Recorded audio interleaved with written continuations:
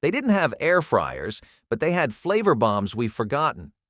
The 1960s served up cornflake casseroles, gravity-defying jello, and roasts that stopped conversations. Some recipes were genius, others just plain weird, but all 100 are worth tasting at least once. You've seen the outfits. Now taste the decade. In the 1960s, Beanie Weenies weren't some kind of cute wintertime trend with beanies or a Halloween candy. They were actually something you'd see in school cafeterias almost all of the time. Why? What is a Beanie Weenie? Well, despite what it sounds like, it's actually a pretty good mix of baked beans, hot dogs, and some ground beef. This meant that it was one of the most popular mixes for parents to make during times when they had to get to work, but their kid had to get to school faster. If you're one of those people who never finds enough time to make a breakfast from scratch in the morning for their little critter, I think you might still see the value in something like this. How did Beanie Weenies emerge, though? Well, between pop culture references in shows like The Simpsons and The Goldbergs, a list of stores in every area selling affordable canned versions of the ingredients, and Beanie Weenies in general sneaking into all aspects of American life, even the military, I'd say the dish has had many places to grow some really positive PR for itself. Stuffed celery sticks are one of the nicest appetizers you can actually get. Despite what you may have originally thought, there's more use for a celery stalk than you could imagine. All you need to do is get yourself accustomed and familiar to the wonderful world of fillings. I'm talking about cheese spreads, jams, chili fillings, and peanut butter. If it can hold itself inside of a celery, it can work. Besides, people wouldn't just stick to these ready-made fillings. They'd try to look for things they could make on their own too. Making your own fillings for dishes like stuffed celery sticks was really common. After all, people were finally getting back into home cooking and how much they really enjoyed it. Stuffed celery sticks are actually some of the healthiest meals to eat too, because they take advantage of a trend that started off early in the 20th century and use it to make an otherwise boring vegetable the talk of the whole table. Stuffing vegetables started somewhere between the 1920s and 1930s as a way to make a dish heavier so that you would go longer between meals. Luckily, it stuck around once people saw the crazy appeal. Are you a big fan of deli food? Deli meats, sandwiches, loaves, that kind of thing? Then one of the best parts of that kind of eating was the olive loaf. It was usually made with pork and beef plus chopped green olives, which is what it became known for. There was a small, brief period before convenience foods started taking over America, where processed meats were really becoming a thing, and this dish was a big part of that time, which arguably spanned all over the 1940s to the 1970s. It had an extremely loyal fan base too, as this was responsible for many deli counters still staying in business. These days, you could find retro stalls that still do a mean olive load, but the days where this was a commonplace item on the street and something you'd see your grandma cooking up are long gone in America's history. People definitely remember the flavors of the bologna, the ham loaves, and all the amazing dips they came with, though. Let's not forget all the times a well-made bacon and onion sandwich made the difference between an exhausting, bland day and one with a warm and welcome surprise. Most people would be real cautious with their bacon, as the days of simply frying up a few strips and eating them as is were gone. You had to make each cut of meat count, especially bacon. While it was still attainable on average, its new prices were not doing anybody any favors. So people would dice up some onions, sauté them until they were that perfect golden brown, and make the bread themselves. Sometimes out of stuff like sawdust when dough would not be available, and there you had it. A perfectly vitalizing sandwich ready to put the spirit back into your tired body. Grandmas had this perfected down to a science, as they seemed to have developed a natural intuition for how much bacon, salt, and onions a good sandwich needed. In a period marked by rapid industrialization and cost-cutting innovations, one controversial ingredient left its mark on the processed meat industry: canned pink slime meat. Emerging as a byproduct of the 1960s surge in mass-produced foods, this product was initially celebrated for its efficiency and affordability, which resonated with a public eager for convenience amid economic uncertainties. At a time when regulatory oversight was still developing, its inclusion in everyday meals proceeded with minimal scrutiny, a situation that would later prompt significant policy revisions. Although it provided an economical solution for meat processors, consumers soon discovered that the product harbored potential health risks, ranging from digestive disturbances to concerns over long-term exposure to industrial chemicals. Advertisements touted its value as an innovative way to extend meat supplies, a claim that seemed almost too good to be true once adverse health impacts came to light. As the scientific community began to unravel the full implications of ingesting such additives, regulatory agencies tightened standards and its usage was eventually curtailed in many applications. Winter didn't care if you could afford a new coat. If money was tight, you had one coat, and you made it last. It didn't matter if it fit perfectly or if you'd grow into it. What mattered was that it kept out the cold, or at least most of it. A good winter coat was a long-term investment, often handed down from sibling to sibling or even across generations. If it was too big, you rolled up the sleeves. If it was too small, you layered underneath and hoped for the best. And if it started to wear thin, you stitched, patched, or lined it with anything that could add warmth. Some coats were so well worn, they had stories to tell. The missing buttons? Gone since last Christmas. The frayed cuffs? A battle scar from years of playground snowball fights. But as long as it still had some insulation left, it wasn't going anywhere. Owning just one coat meant making choices. Wear it inside on the coldest nights, or bundle up in blankets and save it for the next day's walk to school. A second coat was a luxury, but a first coat, no matter how worn out, was a necessity you couldn't go without. Now, the macaroni mass movement has also spread to other dishes and facets of American culture, like our dear old chili. Chili with pasta is something you'd see all over the 20th century, but the chili macaroni fusion had not happened properly until the middle of the 20th century. It was actually thanks to all the economic struggle that was going on at the time that people decided to work with a dish that could be adapted with macaroni like this. Since macaroni itself was extremely filling but not too strong in the taste department, and since chili had nothing to offer you but flavor and wasn't really that filling, the mix was obvious. Both the dishes had a mutually beneficial relationship to gain from working with each other, and Americans are nothing if not people who have a keen nose for opportunity, especially with food. Thanks to that, the Chili Mac combo became a massive hit throughout working-class homes across the United States. This was seen as a wonderful one-dish meal that could tend to almost every need you had while still being superbly easy to make. We're going to go forward in time a bit, all the way to the beginning of what most people consider the late 20th century, where stuffed zucchini boats first started becoming something you would hear about regularly. At bars, from your friends and colleagues, or your partners. They became really hot in the 60s and 70s when it felt like everyday people were trying another dish from a new country that hadn't really touched base in America yet. It was the first time people expanded their taste buds beyond the bacon, pancake, and hash brown breakfasts they were mostly used to. Plus, stuffed zucchini boats were really healthy. They were a lot better to eat than those aforementioned breakfasts.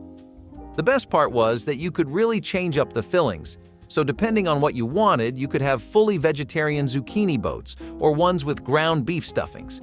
People say this is a part of Italian-American cooking, but a lot of Mediterranean cooking makes use of dishes similar to zucchini boats, like using stuffed peppers and vegetables like eggplants. Bread pudding has been a subject of much discussion in the history books of our developments with food. It would be a bit of an undersell to call it polarizing, since some people claim it is the ultimate comfort food, and there simply is not anything like it. Others think it is an affront to the concept of bread and pudding simultaneously and fails to really capture the benefits of either. Still, the makeshift recipes from the 1930s were worth trying then and are still worth trying now, as they put bread pudding on the map and helped it stay there. It was a great way to repurpose leftover stale bread, and despite its record as the poor man's pudding, it was a common recipe in church cookbooks even before the recession hit. All you had to do was get some boiling water, sugar, spices, and bread. And sure, it was not the most appealing or appetizing lump of dough to eat, but it got you through the day, and in times of extreme scarcity, who could ask for more? If people can make an entire fake fish fillet and still be pretty satisfied with it, then other meaty wonders like liver definitely are not too far off the horizon, and chopped liver substitute would eventually prove that right. Something that became incredibly popular in the war-torn landscape of America because all it took was some onions, green lentils, walnuts, and salt and pepper. You had to make a paste out of it to get the texture of chopped liver down, and in terms of taste, this was a completely new experience, yet a significantly cheaper and easier one. It was much easier to get ingredients like these than good quality liver back then, and a lot of citizens stuck with this recipe even after the dust settled because they liked how healthy of an alternative it was. By the 1960s, soda had become more than just a refreshing treat. It was a cultural icon. With its bold flavors, flashy advertisements, and promises of instant energy, it was a staple of American life. But some brands took that last promise a little too far. High-caffeine soda wasn't just about a quick pick-me-up. Some of these carbonated concoctions packed as much caffeine as several cups of coffee in a single bottle. At a time when regulations were still catching up to the booming food and beverage industry, caffeine content wasn't something most consumers thought to question. For those needing an extra boost, whether for a long shift, a late-night study session, or just to keep up with the fast pace of modern life, these sodas were a tempting choice. But what went down easy didn't always sit well. Excessive caffeine consumption could lead to heart palpitations, anxiety, and even dependency. Some drinkers learned the hard way that too much of a good thing wasn't always a good thing. As research into caffeine's effects grew, regulations tightened. Today, sodas still contain caffeine, but the extreme levels once found in certain brands have been curbed. Octopus is actually one I bet you've never really heard about before. Octopus used to be considered a food that was pretty much a last resort. It was something that coastal peasants and fishermen ate when they had literally nothing else. It started to turn into a delicacy thanks to Japanese sushi and Italian seafood dishes. But man, it was really underrated. Octopus was considered super difficult to cook. You had to either dry it, or pound it, or slow simmer it, and it was really rubbery. The texture was foreign to a lot of people, so that's why they only ate it when there was nothing else. And naturally, if that's all you do, then that's the association you build. It became synonymous with bad times. It wasn't until lots of restaurants started doing things like pulpo a la gallega, which is a popular Spanish dish, and things like takoyaki and reductions that octopus started to gain respect in gourmet circles. A good night's sleep wasn't guaranteed when your mattress was filled with straw or newspaper instead of springs and foam. For families who couldn't afford a proper bed, a sack stuffed with whatever was available had to do the job. It wasn't about comfort. It was about having something between you and the hard wooden floor. Straw was the most common choice, but it came with its own challenges. It flattened quickly, poked through the fabric, and if you weren't careful, invited some unwanted guests. Newspaper was another alternative. Layered thick enough, it offered some padding, and in the cold months, it even worked as extra insulation. But turn over too quickly, and you might wake up to the sound of crinkling headlines. These makeshift mattresses didn't last forever. Over time, straw had to be replaced, and newspapers had to be fluffed to keep some cushion. If a family came across old rags or unwanted fabric, those could be added for extra support. The goal wasn't luxury, it was survival. For those who grew up sleeping on one, upgrading to a real mattress wasn't just about comfort, it was about leaving hardship behind. But no matter how soft a bed is now, some memories of sleeping on rustling paper or scratchy straw never fade. Hamburger pie was actually an immensely popular recipe that was widespread throughout America during much of the 1960s.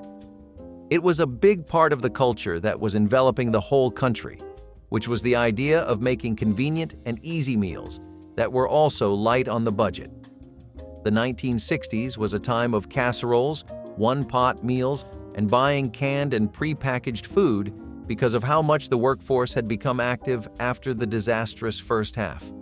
The hamburger pie was right up the American people's alley because it was a really good all-rounder that you could whip out for a number of reasons. Family dinner, me time on Saturday, or just a celebration at your household. People could also serve it with all kinds of sides too, and despite how there was a focus on making your food easier to prepare, people were pigging out. Could you blame them? It had been a while since most Americans could reliably wake up to their favorite foods.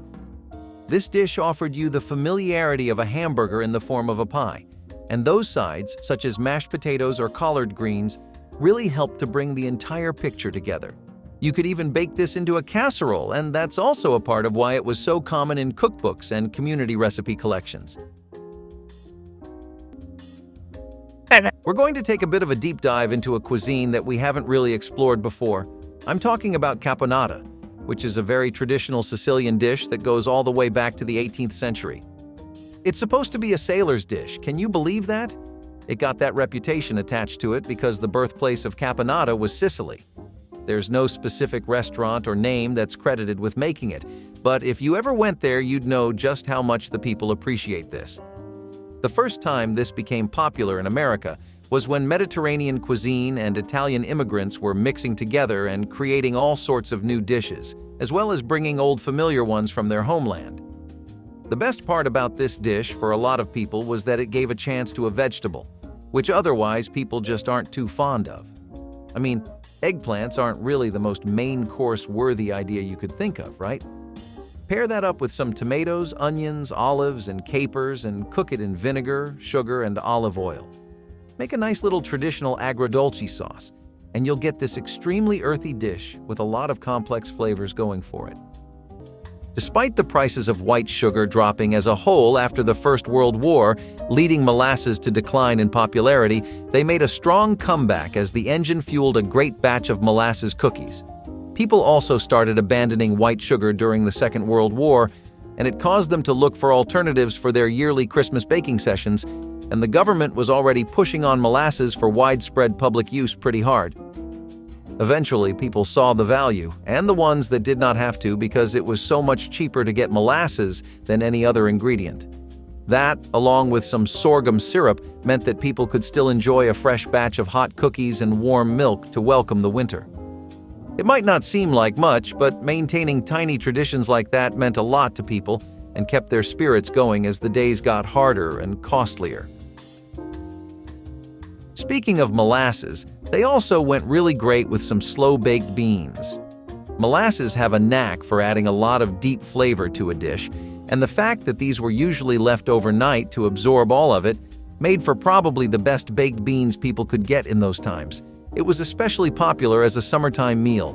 Baked beans were not too hard to get, not the tinned versions because those were still pricey. Once you had some, you would just leave them in water to soften, and then the beans would be baked for 8 hours straight overnight. Making it was a whole day, literally. But once you were done with the prep work, it was all just a waiting game, and this was one time where being patient really paid off. So, for onions stuffed with grape nuts, you needed nothing that fancy, not even a lot of seasoning outside of your basic salt and pepper. All you needed was 1.5 cups of pork sausage meat, some melted fat, ketchup, and if you could spare some strips, then bacon.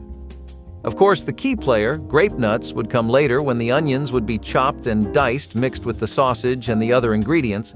This was then baked for around 40 minutes, and the outcome was a resounding yes from everyone at the dinner table.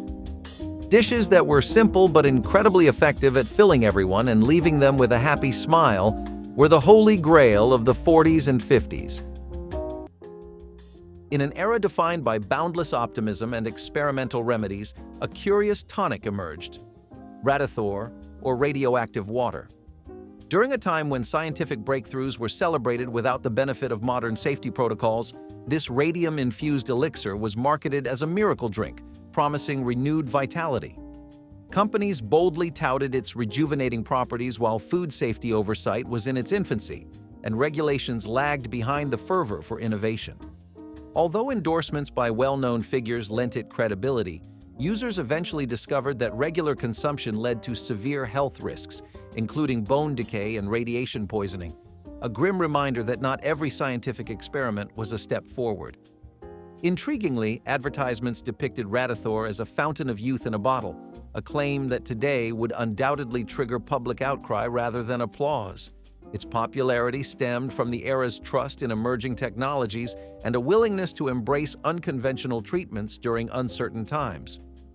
The tale of Radithor serves as a compelling chapter in our culinary and pharmaceutical history, highlighting a period when progress sometimes outpaced prudence. Polenta's pretty much always been considered gruel food.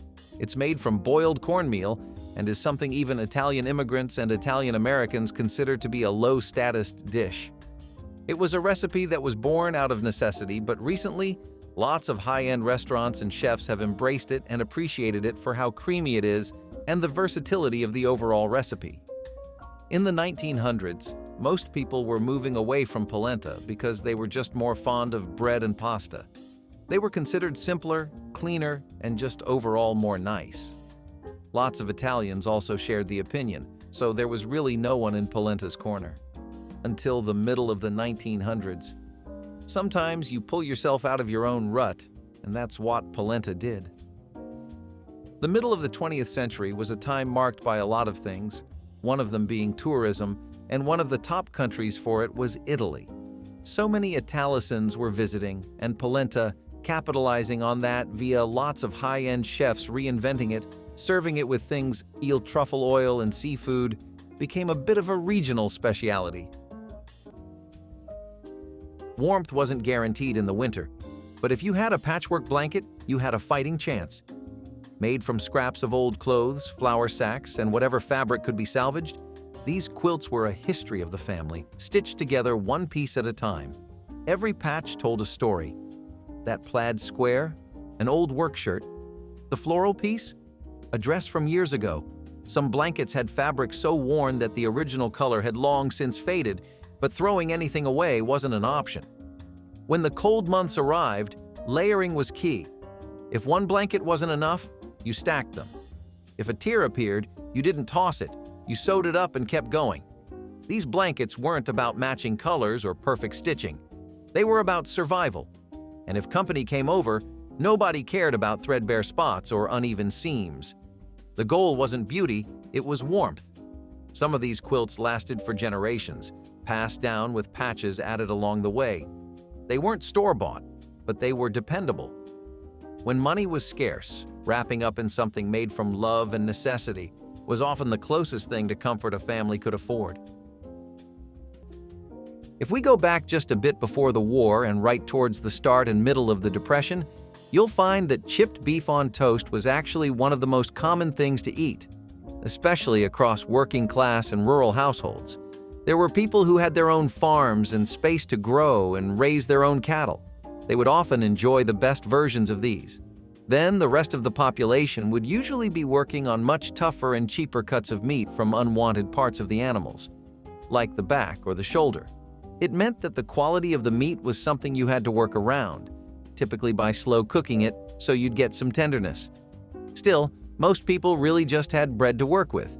The bread was also very prone to going stale, and the beef wasn't something you could use in decent or large amounts just because you were having a bad day. It was the Depression, you know? Everyone was collectively having a bad day. Chipped beef on toast was an easy way for people to spice up their bread just a little while still being able to eat a decent breakfast. So this is a bit of a tricky name to pronounce even when you give it a genuine try, but it's worth knowing about this dish because of how good it is. Ballymaloe Irish lamb stew is something that comes all the way from County Cork, and lamb stew is something that Americans welcome with very open arms. You can particularly find this dish being spread in droves around St. Patrick's Day in any Irish-American community. Whether you're in New Hampshire or Rhode Island, which even today have a pretty solid amount of Irishmen living in them, you're bound to run into a Ballymaloe stew once in a while.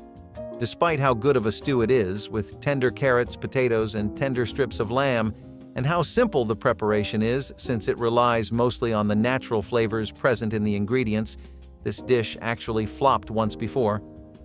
Well, I wouldn't say it was a true flop, but it did fade out of the memory of the general public before too, That was before the 20th century, but ever since then it has been seeing a bit of a revival thanks to social media and Ballymaloe House, which is what it's named after. Either way, this is one of the best recipes to ever come out of a family cookbook, and if you've ever had one while at an Irish friend's home, then you know exactly what I'm talking about. Egg drop soup sounds a little fancier than it is, but have you never had a simple dish that knocked the socks off of you? Just a 2 or 3 ingredient show that really hit home, ticked every box, and left you with a smile? Egg drop soup was a lot like that. It was just diced potatoes and onions, which might get you thinking of the pie we just went over, but this is more like a broth. If chicken broth was there, then of course that was the foundation, but water worked too. Once the potatoes started cooking, you would drizzle some scrambled eggs before adding whole ones. It might look lumpy and score a little less for presentation, but it deserves a solid A+ just for the taste alone, especially if you would pair it with some leftover bread. Cottage cheese being used as a substitute for meat is another factor of cooking that you probably never thought was possible, but is actually well documented. Even the Department of Agriculture agrees that it is a pretty rocking substitute for meat as it contains a lot of protein. And when you need to get your macros in on a budget, you cannot be complaining about the source. Sure, everyone would love to fulfill their battle-action protagonist fantasies of chowing down trays and trays of meat, but we only need so many grams of protein in a day to make a bulk. Dry curd cottage cheese especially contains more protein per pound than beef or lamb, and only chicken and veal beat it at that game. It seems there is a lot of cooking know-how that can be picked up from Americans living in those times. A household staple for decades, canned tuna was a go-to choice for quick meals and affordable protein. Packed with convenience and a mild flavor that fit everything from sandwiches to casseroles, its popularity surged throughout the 20th century. But hidden beneath its silver lid was an ingredient no one had bargained for: mercury. Some brands of tuna contained alarmingly high levels of the toxic metal, a risk that went largely unnoticed in the 1960s when food safety regulations had yet to catch up with modern science. Back then, concerns over contaminants weren't front-page news. The average consumer had little reason to suspect that a simple tuna salad might come with a side of neurological damage. Mercury, a heavy metal that can accumulate in the body, posed serious health risks, especially for pregnant women and young children. Symptoms of mercury poisoning included cognitive impairments, muscle weakness, and developmental issues, hardly what anyone expected from a lunchtime staple. As research progressed, regulatory agencies stepped in. By the 1970s, the FDA began imposing stricter limits on mercury levels in seafood, and today, guidelines recommend limiting the consumption of certain fish. There are only a few specific cuts of the cow that are really prized in value. Brisket doesn't happen to be one of them. It comes from the chest, and that's full of really tough muscle and really chewy connective tissue. Meaning that historically, this was a meat eater's last resort, or one of them. Now, braising brisket helped make it tender, but a lot of people thought it was just too much effort for not enough buck. I can't really explain how the next 10 seconds happened historically because sometimes these trends just explode, but I can narrate it all to you. After the people were overbraising it, Texas ranchers and Mexican cowboys began smoking brisket, and barbecue joints all over Texas took note and tried their own spin by smoking it for hours on wood. Texas slowly became known for this, and after World War II, it became a full-blown Texas Barbecue Hall of Famer. You had people in Austin, Lockhart, and Houston going balls to the wall insane over the delicious taste of this, upper, middle, and lower class alike. The barbecue joints didn't really miss out on that. They raised their prices accordingly, and brisket actually happened to triple or quadruple in markets. This used to be a bargain meat you would try your best to get rid of, and it actually became the reason why a lot of butchers' families got to eat good meat later on. Potato pancakes are a lot more cultural than you think. They're deeply rooted in European Jewish traditions, and even in American Jewish communities, you always find this in someone's fridge. They have some pretty strong links to the cuisine, but despite that, the 20th century was a time when America really became known for being a melting pot of different cultures. Before that, you could say that each place had its own identity, each state its own little corner of Uncle Sam's backyard. but now it really is all one big pot.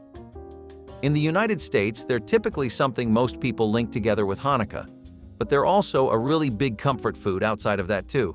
There's some practical history and some cultural Jewish history to this.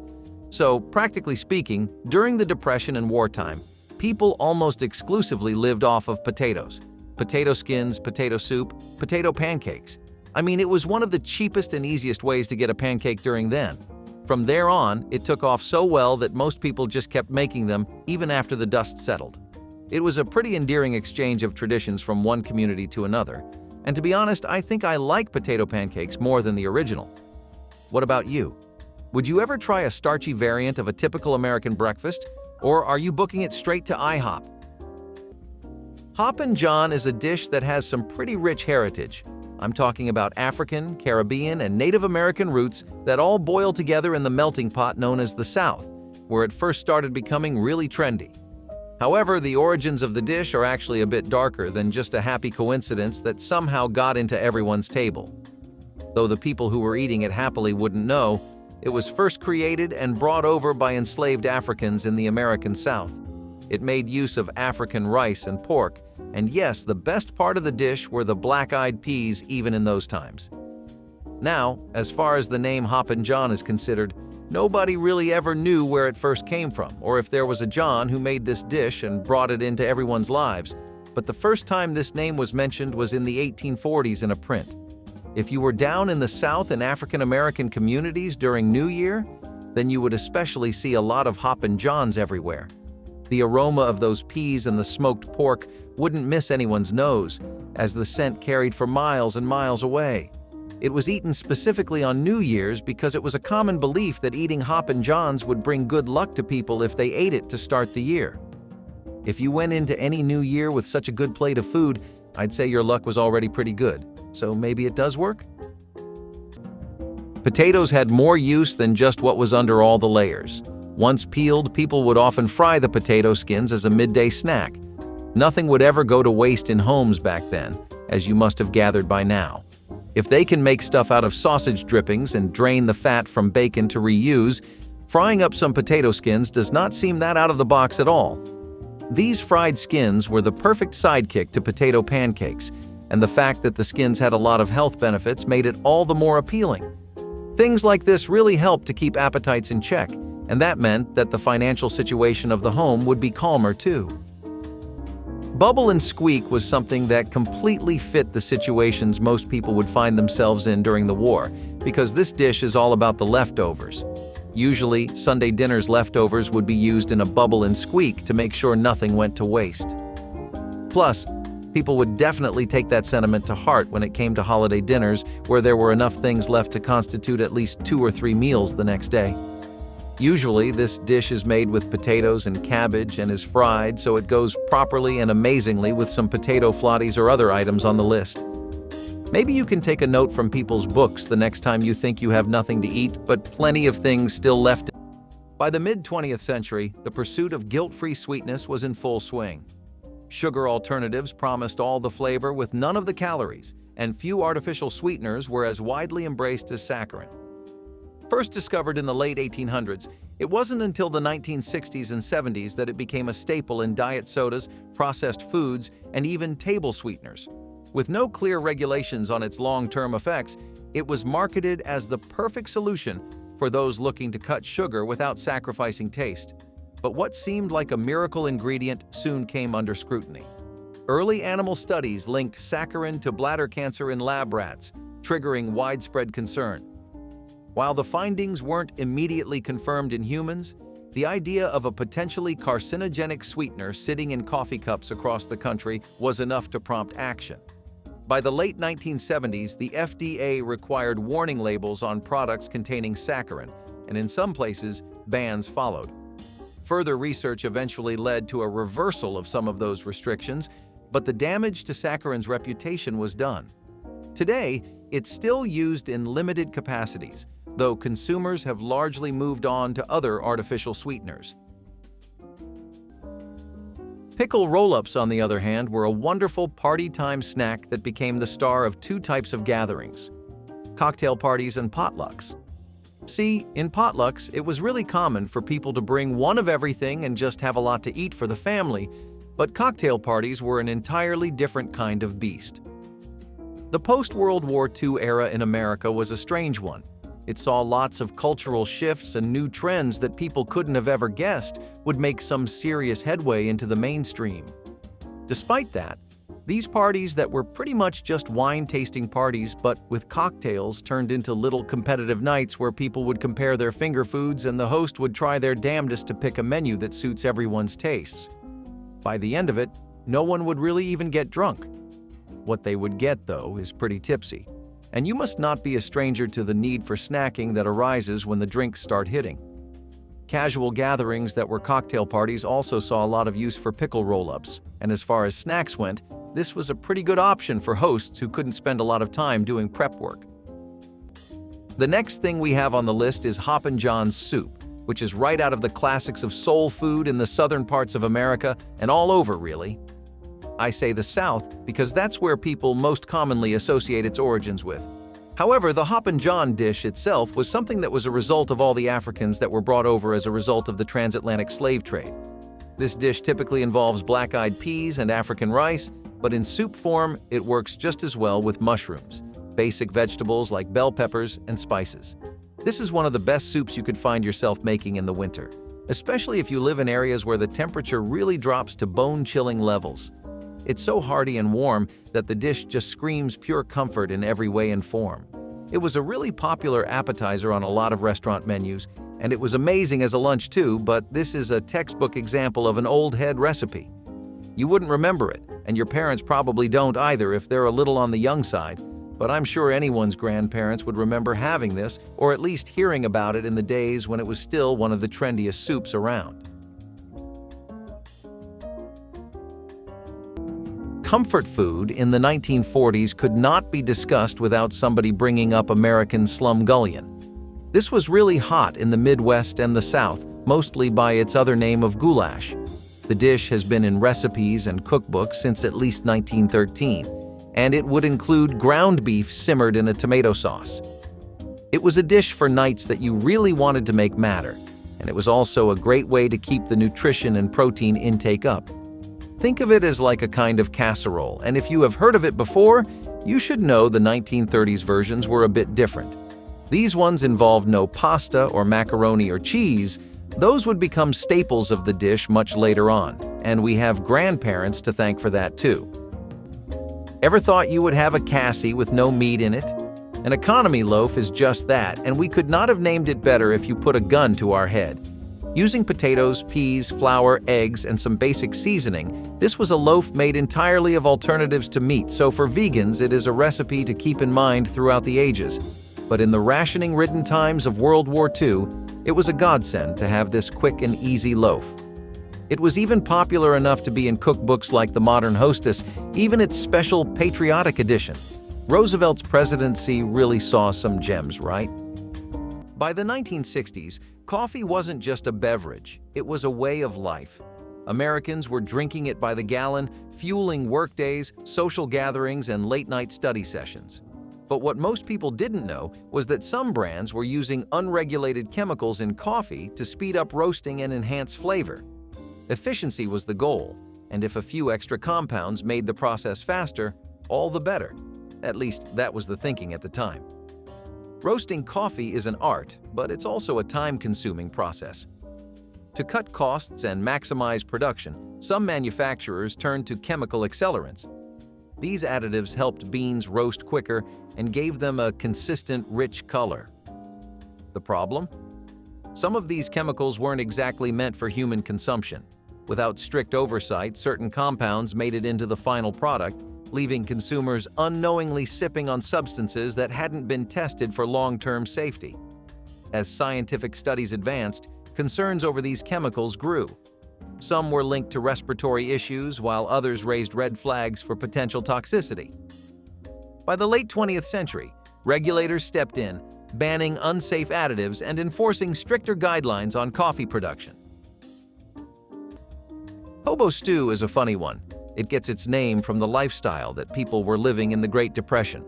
That was a decade marked by people drifting in and out of the edge of poverty and the very rock bottom of it. Most people were working in unmaintained environments or cooking right over open fires. The stew got its name from how rustic it was and how it typically was made in places like this during this time, but it's actually named that out of endearment. People thought this stew was a sign of how they really didn't want to be done in by the Depression and how they were just struggling to get by only one more day. It was a one-pot meal that you really improvised and used a lot of hands-on ingredients instead of a dedicated shopping list, but somehow that's exactly what the 1960s wanted. Lots of Depression and war-era dishes still stuck around, or at least their concepts did, because of how they were so adaptable to a fast-paced environment. If you ever had the time to spend doing lots of prep work and just needed to get to work as soon as possible, this is the kind of stuff you could go for.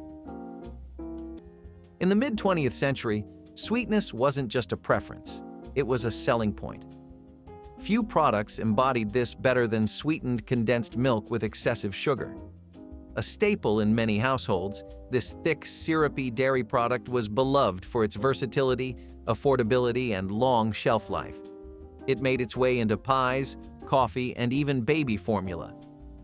But for all its convenience, there was one problem. Some brands packed in so much sugar that it was closer to candy than milk. During the 1960s, food manufacturers weren't required to disclose sugar content as rigorously as they are today. Without standardized labeling, some versions contained sugar levels far beyond what would now be considered safe for daily consumption. The excess wasn't just about taste, it was a cheap preservative, extending the product's shelf life and making it more appealing to budget-conscious shoppers. But as studies linked high sugar intake to obesity, diabetes, and heart disease, health experts began sounding the alarm. By the late 20th century, regulations introduced stricter labeling requirements, and sugar content in condensed milk was brought under control. A bare wooden floor in the winter was a daily reminder that store-bought carpets were out of reach. That's where homemade rag rugs came in. When money was tight, no scrap of fabric ever went to waste.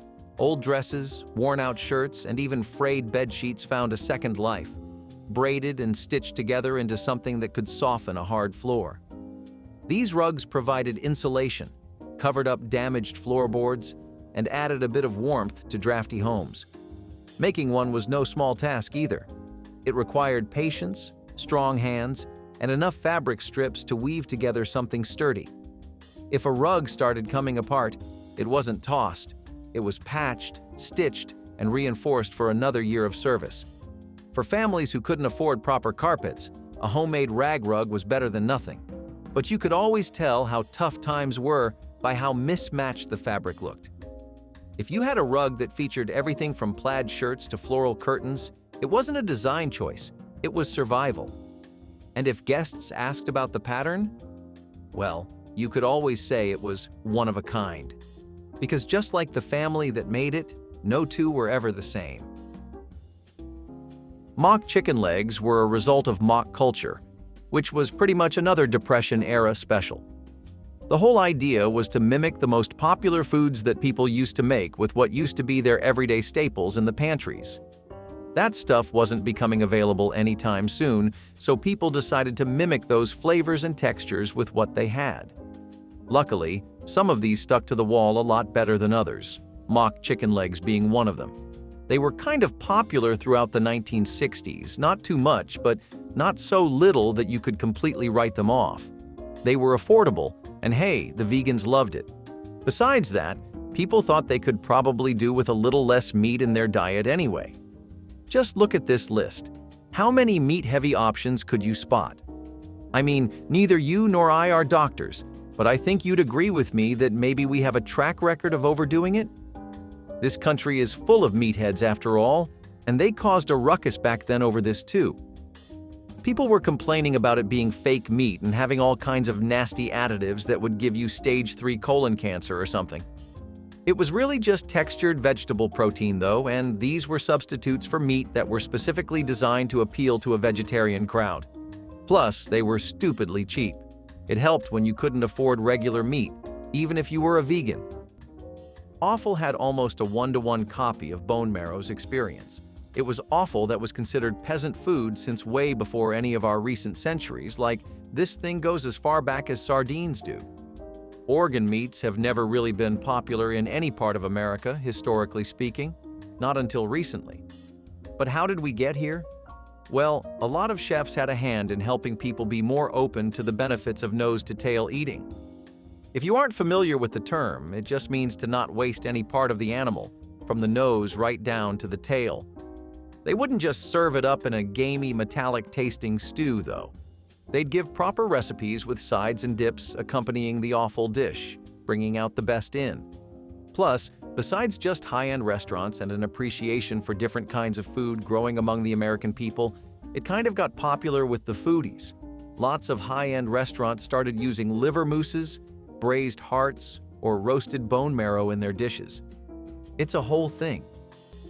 Brown Betties were one of the most classic American desserts to ever grace the table of an American kid. Something that might be seen as an old-fashioned dessert now, but used to be the next best thing after an apple pie. The flavors of a Brown Betty usually come from the spiced apples and other fruit-layered dishes, which are really buttery. The sugary breadcrumbs on top give it a crunch, which really adds to the entire vibe of the Brown Betty. You're looking for a warm, comforting dish that gets you in a nostalgic mood. Something you can sit down with and enjoy bite for bite, not rush through. It's an experience that you want to savor, like an empty, windy street as you walk down by and enjoy it. The Brown Betty was definitely something that would get you up out into the street, whether you were going to visit your grandma's for an authentic pie or a nearby bakery to reminisce about childhood days. The earliest recipes you can find are the ones from 1866, but those are more like Apple Betties than the ones we're talking about. Either way, this dish has definitely evolved alongside the population, and those who grew up with it will remember it fondly. So most oatmeal meatloaf recipes use the oats as a side piece to, like, 2 pounds of lean ground beef, but that was obviously not what people were working with back then. Instead, the loaf was made entirely of layers of oatmeal, with sausages and bacon stuffed into it to give that meaty profile. Some dried onions and garlic meant that there was good enough reason to get the fine plates out, and there was always enough to go around too. Plus, grandmas really ran with the recipe right after the Depression ended and things started going back to normal. They would add things like tomato sauces and never spare the eggs or the flour. Probably why kids would love it so much since they went all out with it. But after going through a patch where this was a luxury, you cannot blame them for wanting to go the extra mile either. Curious minds might raise an eyebrow at the idea that, during the 1960s, individuals resorted to an unlikely source of nourishment: canned dog food. A few families saw it as a last resort in times of hardship. Far from modern-day grocery aisles brimming with processed dinners, resources could be so thin that this canine cuisine found its way onto human plates. Officials often overlooked the contents, leaving potential bacterial hazards unchecked, which wasn't a 5-star guarantee of safety. Surprisingly, there was minimal pushback from authorities regarding its distribution. Without modern health inspections, contamination occasionally slipped by, raising concerns about sanitation and disease. Despite these risks, the product's easy availability attracted desperate shoppers, who discovered it was cheaper than most meat options. That affordability turned it into a peculiar standby, although tastiness was sometimes questionable at best. Regulations were not particularly strict back then, so certain labels didn't specify the exact ingredients lurking within each can. Reflecting on that era reveals a culture willing to stretch a dollar when the cupboard ran bare. Collard greens have been a peasant food for many reasons and for a long time. They were really popular in African American culture for sharecroppers, small farmsteads, rural villages, and more. A lot of people relied on them for centuries, but their reputation was always that of low-class food. Towards the 20th century, collard greens began to gain some respect as a symbol of the South and its humble, rustic cuisine. Now, what I like to think is that this dish was in the right place at the right time. See, towards the end of the 20th century, there was a massive health scare going around all of America, particularly the South. What can I say? Years of drippings, bacon, lard, fat, and deep frying things in oil or beer or both may do that to you. Collard greens began a light that people were flocking to, full moth style. People were familiar enough with them, had an acquired taste for them too, and liked all the different spins you could throw on the dish. So for a lot of people, they were the first step towards a healthier lifestyle. And that's really why they did a complete 180. In homes where money was tight, a single bare light bulb hanging from the ceiling was all that was needed. Lampshades and decorative fixtures were unnecessary expenses, and as long as the bulb worked, that was enough. There was no dim glow of a fancy lampshade, no soft diffusion, just a harsh, direct beam of light, sometimes swinging slightly when someone walked by. If you wanted mood lighting, your best bet was standing in the right shadow. Some families got creative, repurposing an old tin can or a cloth draped just right to soften the glare, but mostly you just got used to it. Replacing a burned-out bulb was another story. You didn't toss one just because it flickered. You screwed it in tighter, gave it a little tap, and hoped for a miracle. If a room had multiple sockets, only the essentials were used. Electricity wasn't free, and every extra bulb was another cost to consider. The light might have been harsh, but it got the job done. And if it meant saving money, nobody cared how pretty a ceiling looked. The bulb worked. That was all that mattered. Remember how we were just talking about the way people decided to sometimes mess around with their casseroles, switch out the ground beef and put in sausages instead? Yeah, they had a name for that too. It was called hot dog casserole. Like almost every casserole that made its claim to fame during the 1960s, this one had a heaping serving of pasta. Actually, elbow macaroni is something you'd see a lot more often with this one, mixed in between patches of gooey cheddar cheese and diced or cut up sausages. It was actually a pretty economical dish, and that's why it got popular in areas where common ingredients weren't so readily available. Let's talk about personality, though. Do we take this over a hot dog? How do we feel about the casserolification of almost everything? I mean, before I told you this, your idea of a hot dog was probably just the typical street food dog you get in a bun. Then again, maybe this is an idea worth trying. If sausages can work in a hot pot, there's no reason they can't work in a casserole. What do you say? In what form do you think the hot dog shines through more? I know we've had some wacky sandwiches and spread combinations in the history of the nation so far. A lot of those started off as slightly divisive, but they ended up making a place for themselves, growing out of the niches they carved into the food culture in America. Unfortunately, for fluffernutter sandwiches, it really did stay mostly as a niche, but a pretty good one. This takes your typical bread, nothing really special, and your typical peanut butter, again, nothing you haven't seen around the block 1,000 times, and adds a bit of a twist. You ever think about what peanut butter could be stacked on top of some thick marshmallow creme? Me neither, until I was searching about the history of this dish and how they were a Massachusetts classic. Known as Liberty sandwiches and made by Emma Curtis in 1918, it was described as the perfect wholesome snack to get you a sugar rush whenever you needed it. Also, it was stupidly popular with children, especially around campfires. In Texas as well as New York, rice with raisins started becoming a really popular dish among the middle class and a breakfast that many children grew up on, especially in Indian American communities which were sparse at the time, but they were still there every other block or two. It was already customary to eat rice with milk and raisins there, so they brought it to America, and others took note.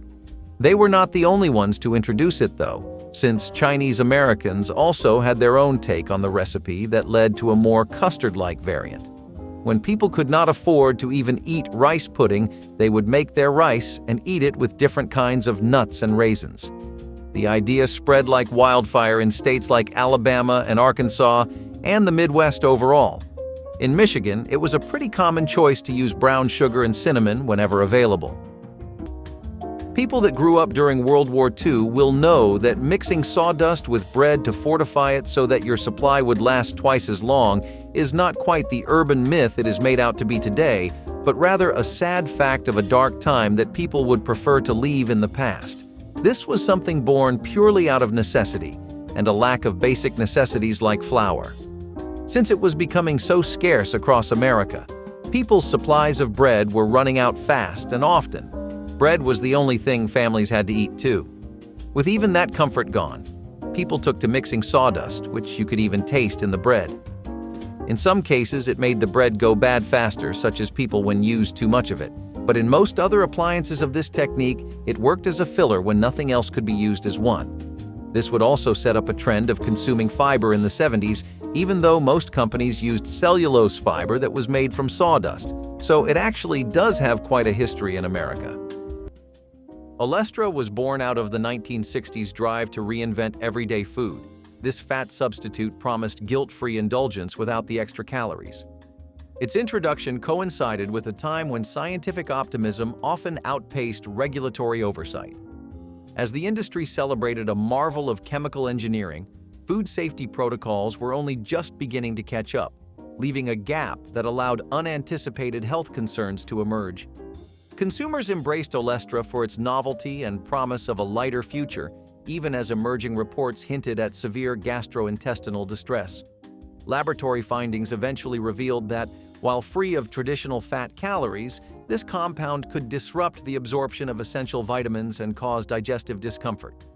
This paradox, a product engineered to aid dietary goals that ultimately compromised nutritional well-being, became a cautionary tale in modern food history. Interestingly, advertisements once lauded Olestra as the solution for those seeking to enjoy their favorite snacks without compromise. However, as adverse effects accumulated, both scientists and regulators pushed for tighter safety measures, marking a significant turning point in food additive scrutiny. Lobster was something that was so abundant in New England during colonial America times that they would honestly just wash up on the shore. And I'm not really talking about a few lobsters, a little nice gang of them. I'm talking about a massive lobster pile. I mean, most people were tired of the damn thing. They had no idea how to spice it up or what else to do with it. That's how common lobster used to be. They were abundant, they were cheap, not special at all, and just the exact most extreme opposite you can imagine from where they are today. Hell, farmers used crushed lobster shells for fertilizer. That is the state we are talking about today. It also never got a chance to make a big, bright name for itself because lobster was always geographically locked to the coastal cities, so people who lived far away just didn't have it. That is until canning came around. Now, canning made lobster a lot more accessible, to the point it became a shelf stable. And then came railroads in the 1800s that meant that people were able to trade lobster with inland cities like New York. And of course, the rich saw a new toy, and this was one they could dress up all pretty and everything too.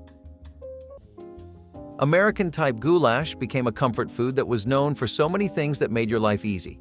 Simplicity, typically, was what people wanted during this time. Think about it. Work culture has only gotten worse in our generation. You come home clocking that 9-to-5 shift? What's the first thing that goes in your head? Maybe hop in the kitchen, thaw some chicken, and dirty your hands with some spices and grease? Come on, dude, no. You want to catch up on some Z's. Take a power nap. Get some of your pep back, you know? American goulash was such a good dish exactly because it let you do all of these things while still having a full stomach. In some places, you'd call it chop suey, but really, depending on the region you were in, you would see something entirely different. Some people had the whole thing consisting of this rich tomato sauce with diced and boiled tomatoes to go with it. Others really thought you couldn't make it work without a big focus on ground beef. This was the most popular option since, out of everything, ground beef being the center of the dish made it both affordable and familiar. Then, some people also really liked elbow macaroni. It was a pretty common sight to see in American goulash. The dish tasted very homely, and you could feed a family of 5 or more with one batch. So the next 2 dishes we have on the list are actually some classics right out of Africa and its many varied cuisines. First off, we have chicken and collard greens pilau, which is just the perfect dish to have if you're aching for something that involves a lot of rice in it. The steamed and boiled chicken mixed with the pilau as a base for the dish gives it an aroma that's pretty much unbeatable. Back in the middle of the 20th century, if you really wanted to experiment with some foreign cooking and tastes, then you would go into African American communities and try out the best of their soul food. You'd have to look around a little for the really nice restaurants, especially if you were in places like the southern parts of America, but nonetheless, people found a way. Pilau itself is also a dish that's extremely common in the subcontinent for many reasons. People use basmati rice for this, which is a little different from the rice you guys might be used to, but if you give it a shot, you might find that it has a more full flavor all around. Also, don't even get me started on how good this is for you. If you're a gym bro looking for a great way to add some tasty protein and carbs to your diet, then chicken and collard greens with some pilau is a pretty flawless place to start. Scrapple is pretty common in Pennsylvania even today, but it started in the 1930s as a mush of pork trimmings with cornmeal or buckwheat and some minimal spices. Since people had limited options for their culinary ventures, most scrapple were not as tasty as they could have been. That does not mean it lacked a kick, though, as most people found that even for trimmings, it worked pretty amazingly overall. People would regularly make it a habit to ask their butcher to save any scraps that were left over or unused because they had some scrapple in mind for today's menu. Especially in the Mid-Atlantic in places like Virginia, Delaware, Washington, and South Jersey. People would use offal too and make a broth out of the bones, though in the end any bones and fat were taken out of the dish. Shortages were extremely common right up to before Pearl Harbor and especially after it. This is what led to things like Woolton pie dominating the mainstream, even though the dish would probably not see the light of day in normal circumstances. It is just that things like pies, loaves, pizzas, etc. had all become unattainable desires that were out of the public's grasp, more or less. Something had to be done, though, because not only did people need to be fed, they needed to be reminded of why eating good food is one of life's best joys. A hot, nice meal can do so much for a person's soul in times of conflict and uncertainty. And Woolton pies, despite being made entirely out of vegetables, not only gave your body the health boost it needed, but they felt comforting to share with your family. Few chemical names have caused as much unnecessary panic as dihydrogen monoxide. Despite sounding like something from a lab experiment gone wrong, this so-called hazardous substance was, in reality, nothing more than water. The term became the centerpiece of a long-running joke, highlighting how scientific jargon could manipulate public perception. In an era when food safety concerns were growing, misinformation had the power to create fear, even over something as essential as water. The 1960s saw increasing scrutiny over food additives, preservatives, and chemical compounds in everyday products. With rising concerns about artificial ingredients, people became more wary of what they consumed.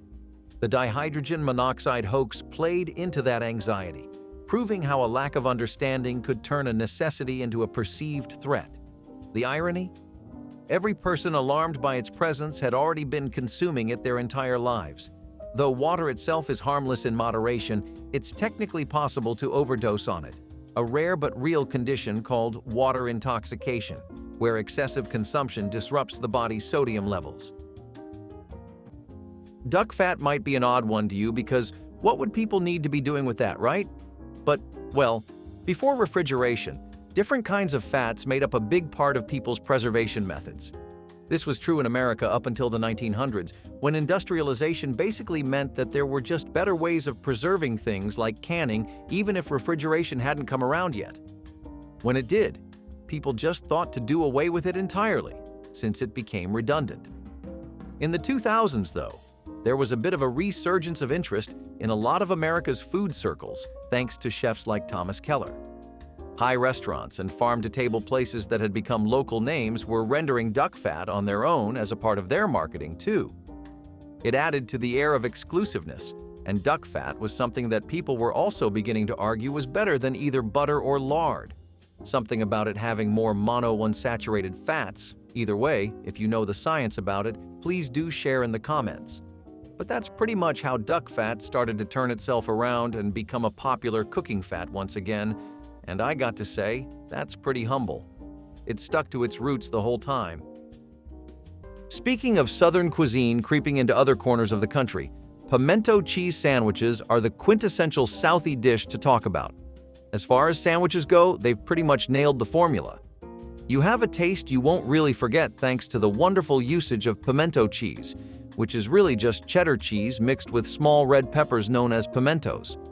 Then, you have the sauces and vegetables. People like to keep it pretty simple, nothing too fancy. They'd throw in some red onions, or normal ones, and cloves of garlic.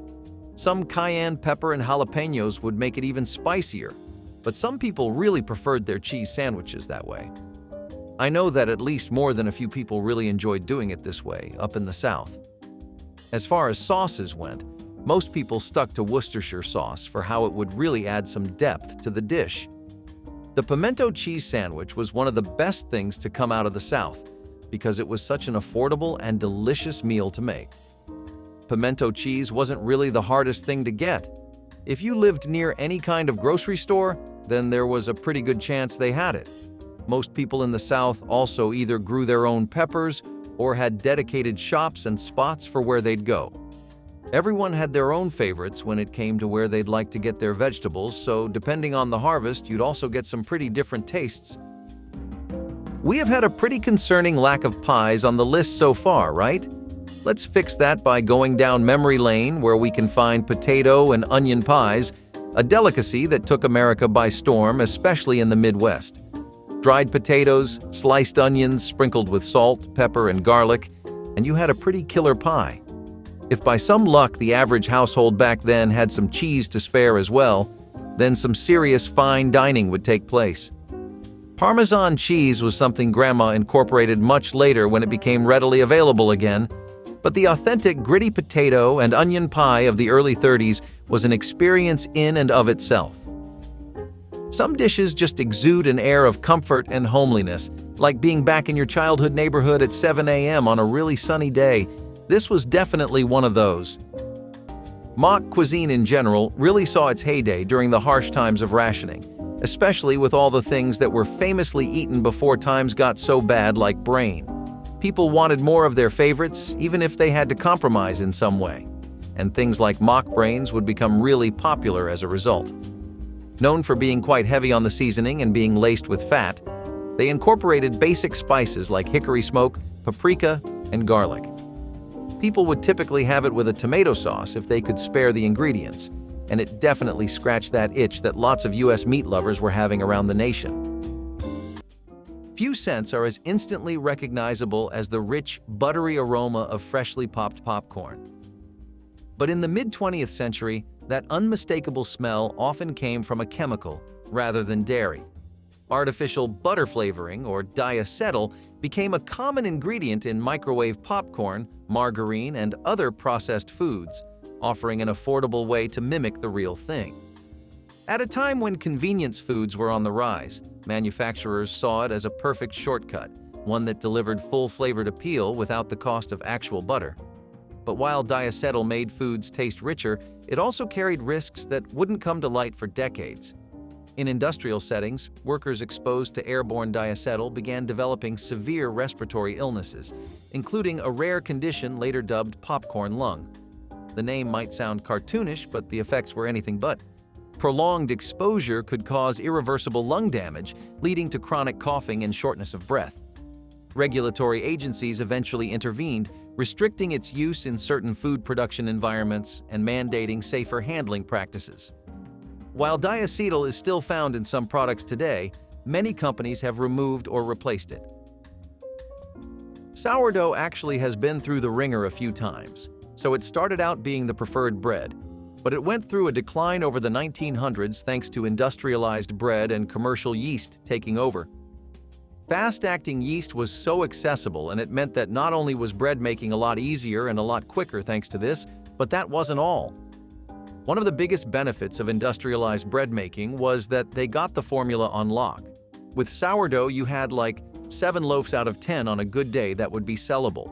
With industrialized baking, all of them were ready to be sat on a shelf. Now, the artisans wouldn't really take this just laying down, right? No, they decide if the opponent is doubling down, so will they.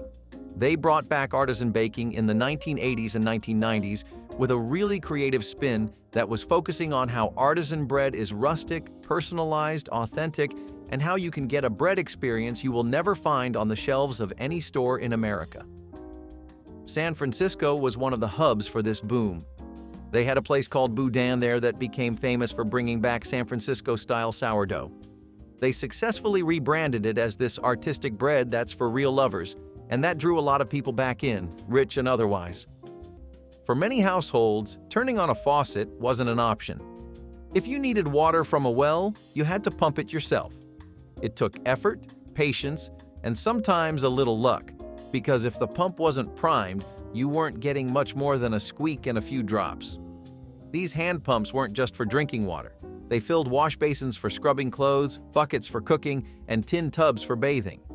If you wanted hot water, you had to heat it yourself, one pot at a time. In the winter, the pump handle could freeze solid, requiring a little muscle, or some warm water, to get things flowing again. When a pump broke down, fixing it wasn't optional. Families patched leaky pipes, replaced worn-out washers, or did whatever it took to keep the water coming. If the well ran dry, you didn't just call a plumber, you started hauling water from a neighbor's place or the nearest stream. Carrying water was part of daily life and every drop counted. Baths were taken sparingly, dishes were rinsed efficiently, and waste was never an option. Running water may have been a convenience for some, but for families still using a hand pump, it was a luxury that remained just out of reach. Meat turnovers in the 1960s were a really common choice of snack during the 1960s, and this is actually something we entirely have fast food culture and industrialization to thank for. The 1960s was a time when companies were slowly realizing the sheer goldmine that is convenience food. Canned food was just the start, the gateway drug, if you would. The next step would be to go on over to frozen foods, which is exactly where you would find most of the stuff for a meat turnover anyway. The rise of frozen beef, pork, chicken, and sausages, all of it meant that you could now have ease of access to meat dishes like literally never before. The best fillings throughout most homes were things like beef stew fillings or lots of diced sausages, often drenched in a spicy gravy or cheese mix. Beef turnovers were some of the nicest ones to come out of it, really. You would wrap all these frozen meats into one flaky pastry, and that was that. There were all kinds of options for it, too. You could get Stouffer's, Banquet, and Callender's, all of which even started pulling out their own frozen turnovers. It was a cash cow, one after the next, and no company was not taking advantage of it. Stone soup is almost exactly what it sounds like, and it does involve a solid rock being in your soup. But hear us out, it is only temporary. Now, the origin of this term dates back to a European folktale about how two people would come into a town, convince everyone to share a bit of food, and then make a meal for the entire town. Sharing is caring, right? Anyway, the actual technique concerning food is to heat a rock in a fire and then place it in a bowl of soup so that it can cook it. People would add meat trimmings and scraps, plus carrots and cabbage to the soup to give it more nutritional value as well as flavor, and it did more or less work. What the real magic was that it browned the soup, which is something that you could not get in most standard soups people prepared. It also added a much richer flavor overall that was to die for, and people started to adopt the technique as it made soup on a budget much better than normal. Preserving food has always been a challenge, but some solutions turned out to be worse than the problem itself. In the 1960s, some manufacturers used formaldehyde, yes, the same chemical used to embalm corpses, as a preservative in food packaging and even certain processed meats. The reasoning was simple. Formaldehyde could prevent spoilage and extend shelf life, making products more durable for transportation and storage. Unfortunately, what was good for logistics wasn't exactly good for human health. At the time, food safety regulations were still evolving. The long-term effects of exposure to certain chemicals weren't fully understood, and manufacturers often took advantage of the regulatory gaps. Formaldehyde wasn't just a byproduct. It was deliberately applied to some food products, keeping meats from spoiling and even preventing mold growth in baked goods. The catch? It's a known carcinogen and toxic in even small doses. Though its risks were largely unknown to the public, scientists began raising alarms about its potential to cause respiratory issues, digestive distress, and even cancer. By the late 1970s, stricter regulations forced food manufacturers to abandon its use. It was rare to get protein from actual meat during that period, But that didn't stop people from fulfilling their cravings by dabbling in mock cuisine, such as the popular mock fish fillet. While this did not actually use fish, it imitated the texture and flavor with pints of milk brought to boil, ground rice, chopped onion, and leeks, with the end being a good stir in a properly beaten egg. What you had was an excellent mimicry that felt close enough to the real thing while being distinct and offering a new experience. Nowadays, this recipe is used in vegan communities, but its origins come from very anti-vegan places, and it would be a great substitute for actual fish and chips as well. We've taken a lot from our European neighbors over the years. Cabbage rolls were just another thing that we adopted from places far beyond American soil or shores. Once you try them, they're actually significantly better than most people give them credit for. Cabbage rolls used to be known by all kinds of names in different countries. It was typical to make it with a combination of beef and pork, and then mix in buckwheat or rice. People also put in fresh mushrooms or some fruits, and you might be thinking, okay, but where's the cabbage roll part? All of this was centered around the cabbage. You wouldn't get big, generous servings of all these sides. They were just there in the roll to make the cabbage better and to fill out the meal a bit more. Think of it like a taco, you know? The cabbage roll was a big part of the World War II era diet that most people had grown accustomed to, and that's maybe why some people nostalgically still ate this. In the 1960s, soft drinks weren't just beverages. They were a way of life. Packed with sugar, carbonation, and a signature fizz, they were marketed as the perfect refreshment. But hidden inside many of these drinks was sodium benzoate, a preservative used to prevent spoilage and extend shelf life. While still legal today, its use in the past was far more liberal, with some sodas containing amounts that would raise eyebrows by modern standards. At the time, consumers weren't particularly concerned with food additives. If a soda stayed fresh for months, even years on the shelf, that was seen as a selling point. But as research advanced, concerns emerged about sodium benzoate's potential side effects. When combined with ascorbic acid, it could form benzene, a known carcinogen. Some studies also suggested it might contribute to hyperactivity in children and even damage DNA in high concentrations. Regulatory agencies eventually stepped in, imposing stricter limits on its use and requiring companies to adjust their formulas. While sodium benzoate is still found in some drinks, manufacturers now use far lower amounts than in the past. You know, out of everything here, sardines probably have the richest history. They've been something consumed all over the world, and people have been eating it since way before this place was called America.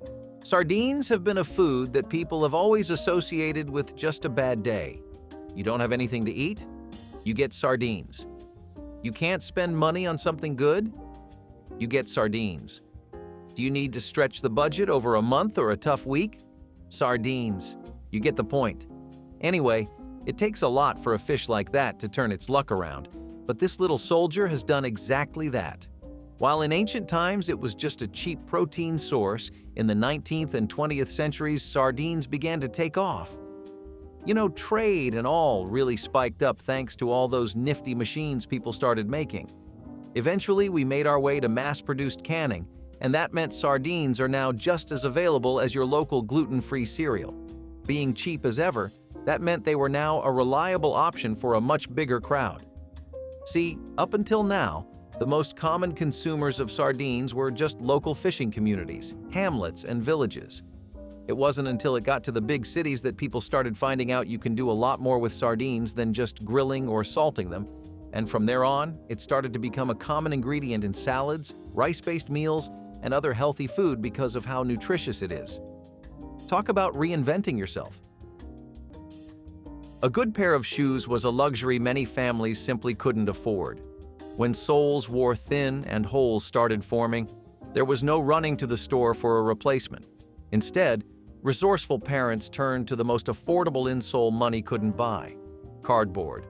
Slipped inside worn-out shoes, it provided just enough coverage to keep feet off the pavement, at least until rain turned it into a soggy mess. This wasn't a short-term fix. It was a reality for many struggling households.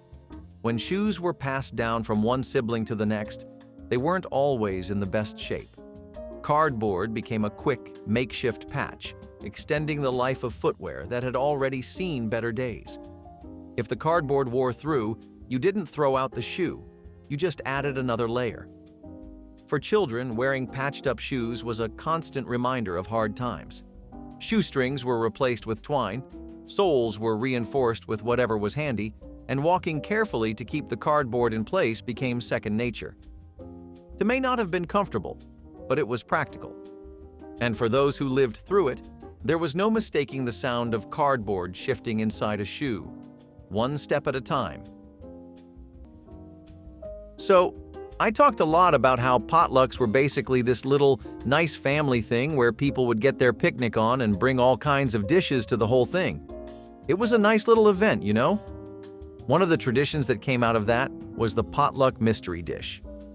For this, basically, suspense was the name of the game. Each potluck would involve one specific person who would be in charge of bringing the mystery dish. So, usually there would be some kind of coordination or pre-planning. People would talk to each other. Dave would ask Jack if he was bringing the ribs, and Sarah would ask Caitlin if she was bringing the fried fish fingers, that sort of thing. Here, though, nobody had any clue. The best part? It was entirely up to the chef what the mystery dish would even be. Dishes were always prepared using pantry staples, and no one was bringing in something like a casserole, so you'd actually get all kinds of wild cards from this. Sometimes you'd get a Jell-O sandwich or a gingerbread stuffed with cheese or an entirely new kind of stew. Sometimes people would play into the unpredictability and bring in an old classic knowing that a simple answer wouldn't be what people were expecting. No matter what the case, it was pretty fun. Bright, bold, and eye-catching, color mattered in the 1960s food industry, and few additives were as widely used as Red No. 2 or Amaranth. From candies to cake frosting, this synthetic dye gave processed foods an irresistible vibrancy. It was cheap, effective, and made everything look more appealing. But what manufacturers saw as a marketing advantage, scientists would later recognize as a serious health risk. At the time, food dyes weren't scrutinized as heavily as they are today. The general belief was that if a product made it to store shelves, it had to be safe. Red No. 2 was everywhere, with little concern for long-term effects. But as research advanced, animal studies suggested a troubling connection between this popular dye and potential carcinogenic properties. Though the data wasn't conclusive for humans, the idea of a cancer-causing colorant lurking in everyday foods was enough to raise alarms.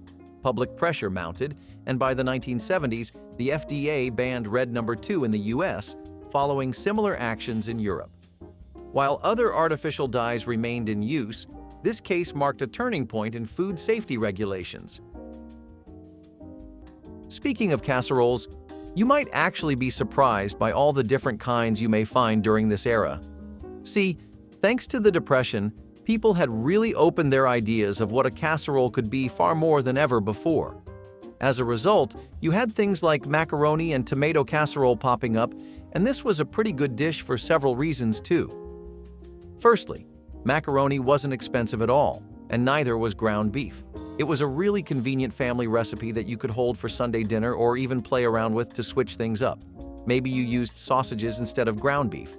Maybe this time, you put in bell peppers, or topped it with breadcrumbs, or really went crazy with the cheese.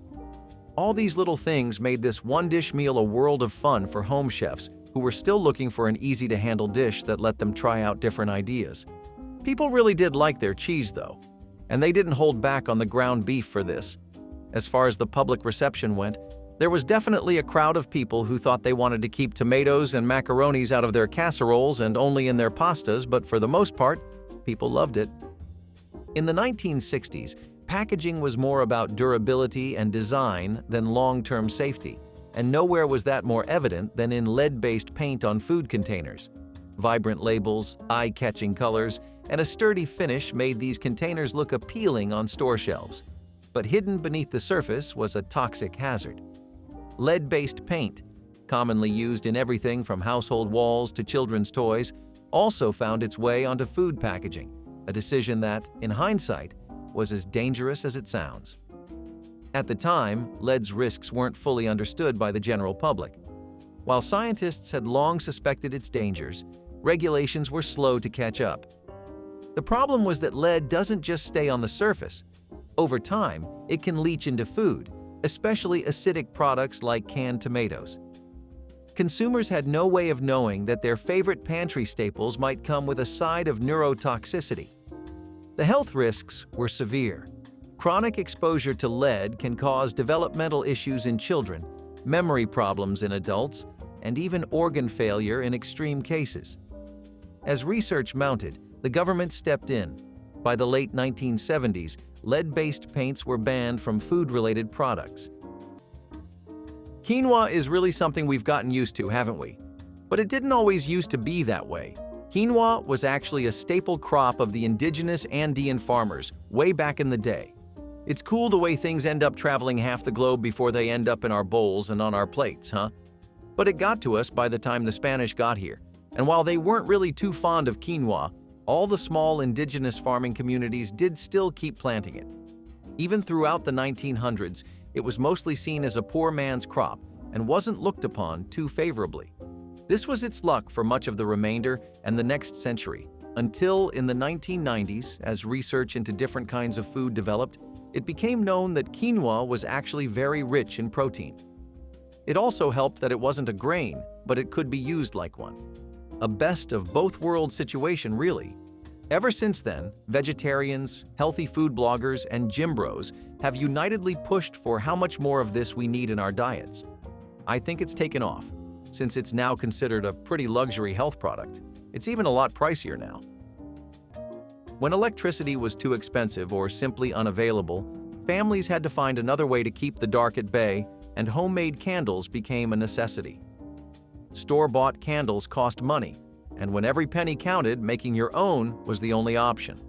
Old bacon grease, leftover lard, or even bits of used wax were collected and melted down to create new candles. String or scraps of fabric served as wicks, and whatever container was handy, tin cans, jars, or even hollowed-out potatoes became makeshift candle holders. It wasn't glamorous, but when the sun went down, it was the difference between getting things done or sitting in darkness. These candles weren't perfect. They burned unevenly, sometimes smoked up the house, and if you weren't careful, the smell of yesterday's fried bacon might linger a little longer than expected. But for families with no other option, flickering candlelight meant the difference between reading a book, finishing chores, or just making it to bed without tripping over furniture. For those who grew up relying on them, candles weren't about setting the mood. They were about getting through the night. And if you ran out of wax, well, the evening ended when the flame did. Simple as that. In the mid-20th century, the agricultural industry was on a mission to maximize production, and antibiotics played a key role in that effort. One in particular, chloramphenicol, became a popular choice for keeping livestock healthy and increasing meat yields. Farmers saw it as an efficient way to prevent infections in crowded conditions, while food producers benefited from higher output. For a time, it seemed like a win-win until scientists uncovered the serious health risks lurking beneath the surface. Unlike some antibiotics that merely disrupt digestion, chloramphenicol posed a far more alarming danger: aplastic anemia, a rare but potentially fatal condition where the body stops producing enough blood cells. The problem wasn't just with direct exposure. Traces of the antibiotic could linger in meat and dairy products, making their way onto dinner tables across the country. Consumers had no way of knowing that their Sunday roast might come with a side of medical complications. As evidence mounted, regulators took action. By the 1980s, chloramphenicol was banned in food production in many countries, including the United States. Today, strict testing ensures that no remnants make it into the food supply. Look, even if it has turned into a luxury dish today, I'm still not eating snails. Sorry, escargot. Funnily enough, a lot of people used to think that way. So how exactly do snails go from being an insult your third-grade teacher slings at you to something you pay $100 and above at some restaurants when you're out on a special date? The thing is, escargot was something that people had typically begun to eat in the Depression out of necessity. Since there was nothing around, people had really took to exploring what Mother Nature had to offer. What they found out was that snails actually weren't so bad in a pickle, but that didn't mean they wanted to keep the habit long-term, until French restaurants in the middle of the 20th century began to popularize the dish once again. Now, escargot started to become something of a premium, a fine dining dish associated with Parisian restaurant culture, and all the white wine it came with didn't help that at all. When a proper bathtub wasn't an option, families turned to what they could find. An old oil drum, cut in half, was often the closest thing to a real tub, and while it wasn't luxurious, it got the job done. If you wanted a warm bath, you had to haul and heat the water yourself, one pot at a time. These makeshift tubs weren't designed for comfort. The metal got scorching hot in the summer and ice cold in the winter, so you learned to ease in carefully. Space was limited, too. For kids, it worked well enough, but for adults, bathing was more of a strategic maneuver than a relaxing soak. Repurposing was key. Some families padded the rim with cloth to prevent sharp edges, while others lined the bottom with an old towel to keep from slipping. If the barrel started rusting, a coat of paint might stretch its usefulness a little longer. Bath time wasn't a private affair either. In homes with limited water, multiple kids shared the same bath, youngest to oldest, until the water wasn't worth using anymore. It was about staying clean with whatever was available. And when you stepped out, you dried off knowing that the next bath would be just as much work as the last. Then, canned soups and chow mein noodles that you could get that were already pre-cooked made things even easier for most people. America's moved past its experimental stage with food, which is why this dish wouldn't work today. But back then, it was definitely something new, if nothing else. We're going to end this list with perhaps the biggest experiment people ever did, which was mixing vegetables, particularly salads, with Jell-O. The end result was the savory jelly salad, which was, to say the least, pretty divisive. The savory jelly salad is infamous, and some would even say notorious is a better word. It was a dish that you would see in all kinds of cookbooks and family collections from the 50s and the 60s, but it wasn't something you would ever see in restaurants or salad bars. People would take conventional salads like tuna salad and ham salad or even Waldorf salad and mix Jell-O in it. It would usually be set with colored gelatin, which at least made them look very pretty. The public reaction to these was insane, though. Some people thought these new kids were taking things too far and ruining American eating, whereas others were finally happy to have a salad they could vibe with too. What's your take on gelatin? I don't hear about it too much in our age, but I think it's still got a way better rep now than it did back then. Seafood has long been praised as a healthy, protein-rich option, but in the 1960s, some portions came with an unexpected side effect: mercury exposure. As industrial pollution increased, heavy metals made their way into oceans and rivers, accumulating in fish that millions consumed daily. At the time, awareness of mercury's dangers was limited, and food regulations had yet to impose strict monitoring. Consumers enjoyed their seafood dinners unaware that certain species carried levels of the toxic element high enough to pose serious health risks. Mercury is particularly insidious because it builds up in the body over time. While a single meal wouldn't cause immediate harm, consistent exposure could lead to neurological damage, developmental issues in children, and even kidney failure. Pregnant women were at the highest risk, as mercury could interfere with fetal brain development. Yet, in the mid-century push for convenience and affordability, few questioned what lurked beneath the surface of their favorite fish dishes. It wasn't until the 1970s, after growing scientific research and public outcry, that regulatory agencies like the FDA established strict mercury limits in seafood. The pork belly we've come to know is stuff like hongshao-ryu and Korean grilled pork belly, which is pretty melt in your mouth and really delicious. It's funny to think this same thing used to be peasant food in not just the United States, but all the home countries of the dishes I just mentioned. It was a pretty scrappy cut, but it turned into a fine dining dish thanks to innovative techniques in preparing it, and lots of slow roasting and braising. Remember, there's nothing a good slow roast can't fix when you're dealing with a tough cut of meat that people usually don't work with. If you're really looking to get fancy with it, you can start to crisp the pork belly, and that really turns into a feast. Pork belly isn't the cheap scrap it's always been considered up until today. It's one thing that's actually a common sight on lots of fine dining menus across places like Vegas or Los Angeles even. In the 1960s, being poor was reflected in the things you owned. families struggling to make ends meet found creative ways to stretch every dollar, repurpose everyday items, and make do with what they had, so owning these things meant you were poor in the 60s. Before the days of fast fashion and overflowing department stores, families living in poverty had to get creative with what they wore. When money was tight, fabric wasn't something you could just pick up at the store. It had to be found wherever possible.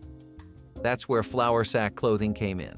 Large sacks used to package flour, sugar, and feed for livestock were carefully washed, cut, and sewn into dresses, shirts, and even undergarments. If it had fabric, it had potential. For many families, store-bought fabrics were simply too expensive, so they had no choice but to turn packaging into wardrobe essentials.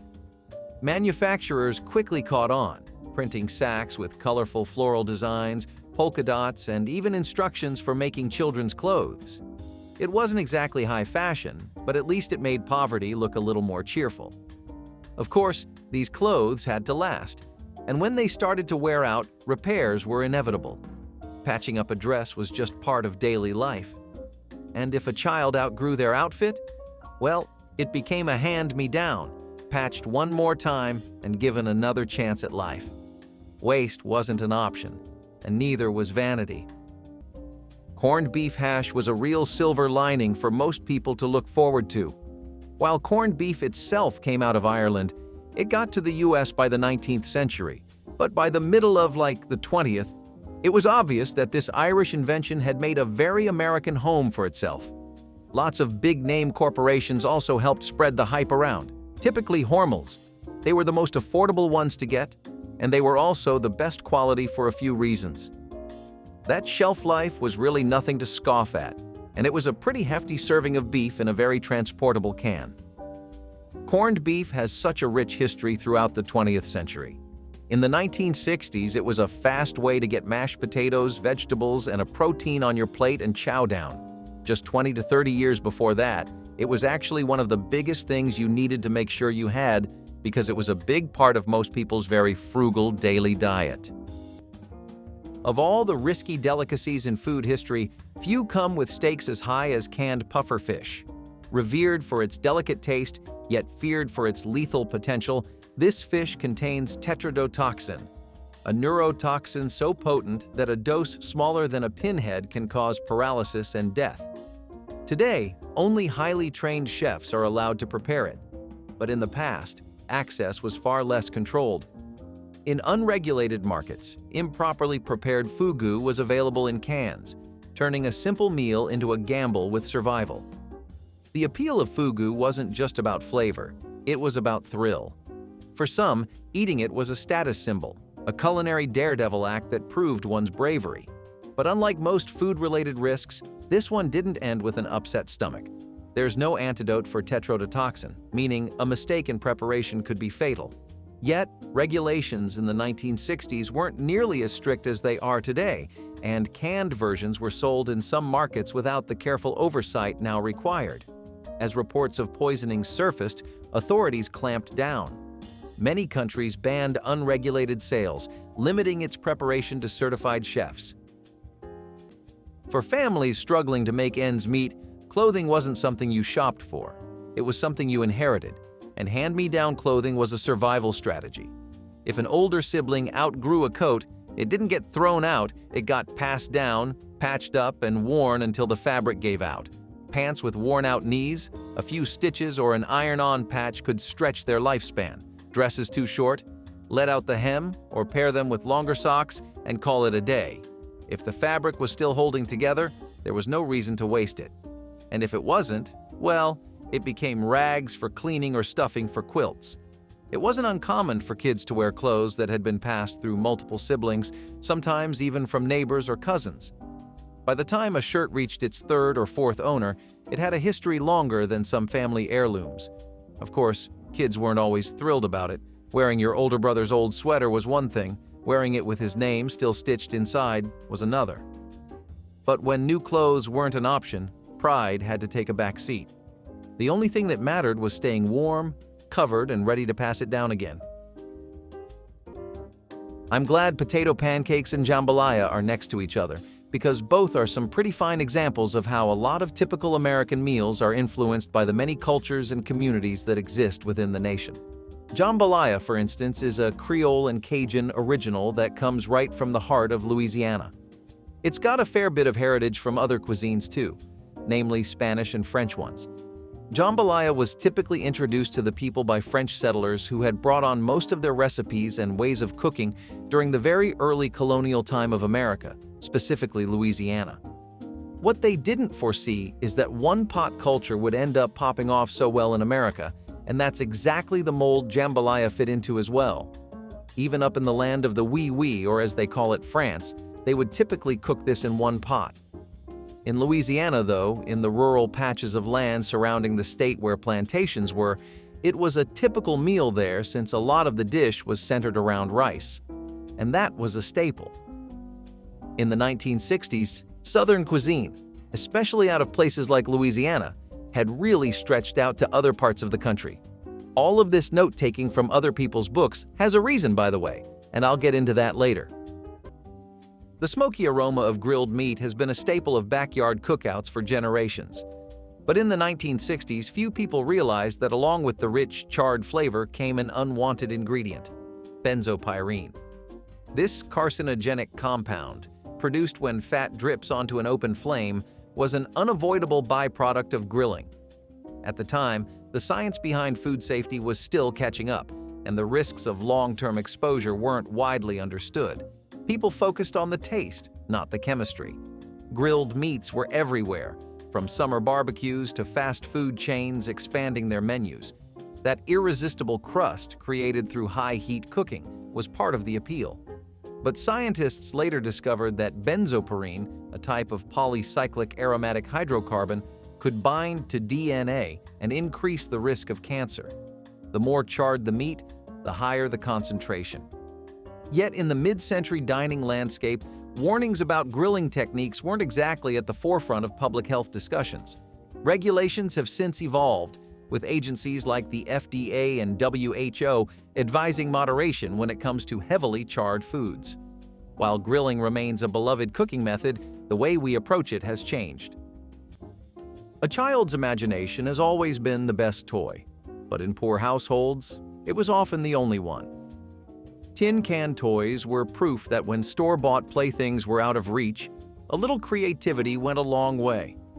An empty food can became a car, a drum, a telephone, or whatever a kid could dream up. With a bit of string and a couple of holes, 2 tin cans became an instant communication device. Need a toy truck, a few nails and some bottle caps for wheels, and you had one that could survive even the roughest backyard roads. Even jump ropes could be fashioned from discarded twine, proving that having fun didn't require a trip to the toy store, just some ingenuity and whatever was lying around. Of course, these toys had their risks. If you weren't careful, sharp metal edges could leave behind a souvenir in the form of a nasty cut. But that was just part of growing up tough. Plus, a little tape or a dull kitchen knife could smooth things over. For kids who grew up with tin can toys, it wasn't about what they didn't have. It was about what they could make. And when you've spent hours rolling a can down the street, you never forget the sound. Scalloped corn is a strange one. It's a creamy casserole, but it takes all kinds of ingredients that you wouldn't ever see in a casserole. I'm talking about things like corn, milk, eggs, butter, and sometimes even actual scallops if you lived in nearby coastal cities throughout the Midwest.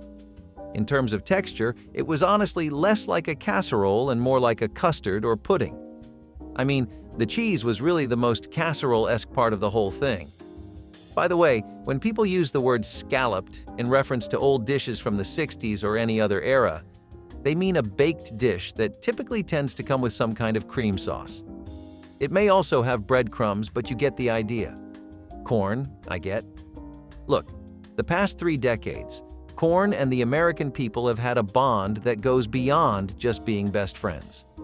It was the only thing that was there for them throughout so many nightmarish situations. Still, eggs, milk, butter, what was the idea here? Anyway, would you try this, or are you glad that this is one dish they left behind in the 60s? For much of the 20th century, pork, was a dinnertime staple, served in everything from sausage links to Sunday roasts. But in the 1960s, a hidden danger lurked in every bite: trichinosis-infected pork. Caused by a parasitic roundworm, trichinosis was a serious risk for anyone eating raw or undercooked pork, and back then, proper cooking guidelines weren't always followed as strictly as they are today. The appeal of pork was obvious. It was affordable, versatile, and packed with flavor. But many traditional preparations, such as homemade sausages and rare-cooked pork dishes, created the perfect conditions for infection. Once inside the body, the parasite could cause fever, muscle pain, and in severe cases, organ damage. The issue wasn't fully understood by the general public, and food safety regulations were still catching up. By the 1970s, major reforms in pork processing and stricter USDA inspections dramatically reduced the risk. Freezing pork at regulated temperatures killed the parasite, and public awareness campaigns taught consumers to cook their meat to safer temperatures. A brand new sofa was out of reach for many families, so when furniture started wearing thin, the solution was to cover it up. Plastic slipcovers weren't just for keeping things clean, they were the last line of defense against time, wear, and a household full of kids. For struggling families, furniture had to last as long as possible. If the fabric was torn, springs were poking through, or stuffing was coming out, a thick plastic cover kept everything in place. It wasn't about protecting a pristine couch, it was about keeping an old one from completely falling apart. Of course, plastic slipcovers had their drawbacks. In the summer, sitting on one meant peeling yourself off the couch like a human sticker. In the winter, they were cold and stiff until the room warmed up. But no matter the season, the unmistakable crinkle of plastic was just part of everyday life. If guests came over, they never saw what was underneath. It could have been a decades-old floral print or a seat cushion held together with duct tape. It didn't matter. The plastic kept it all a mystery. And as long as the couch still held up under the weight of a family gathering, replacing it was out of the question. Go to the Midwest, roam Detroit and Chicago, and for a few blocks or neighborhoods you'll find lots of Chinese food, but out of all that, what will really stick in your head is egg drop soup. The cultural movement of Chinatown's Chinese food and a general dip into Asian cuisine was something that was primarily contained on both the East and West coasts, but it was also popular in the Midwest. Now, if you actually did live on the coasts during all of this, then you definitely know what I'm talking about.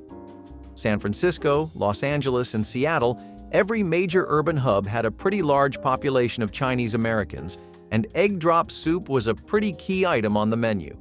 These cities were really nice centers for people to try out Chinese food, especially because you could get the authentic stuff from immigrants who were working in restaurants. It was a big way of introducing the American population to more cuisines outside of their own, and I dare say they liked it enough to make it a mainstay.